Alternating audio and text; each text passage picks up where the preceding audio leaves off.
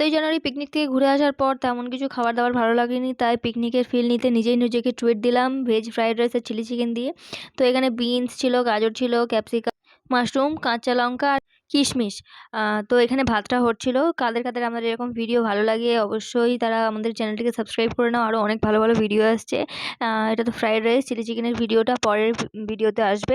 তো এটাতে 1 মিনিটের ভিডিওতে এত কিছু দেওয়া যাচ্ছে না। তো এইখানে সবজিগুলো ভেজে নিলাম। তো এরপরে একটু চিনি দিয়ে নিলাম, আর এবার দেবো একটু কিশমিশ ভেজে নেব। আর ওগুলো সব একসাথে একটু মাখিয়ে নিলাম, নিয়ে ঘি দিয়েই সব ভেজেছি। এখানে ঘি একটা পাত্রে দিয়ে, তো তার মধ্যেই আমি ওই ভাত আর সবজিগুলো লেয়ারিং করে নিচ্ছি। আমি ভাত ভাজতে ভালোবাসি না, আমি লেয়ারিং করে খেতে ভালোবাসি, ওতে সেন্টটা আরও ফ্রেগরেন্সটা ভালো হয়, আর ভাতগুলো গোটা গোটা থাকে।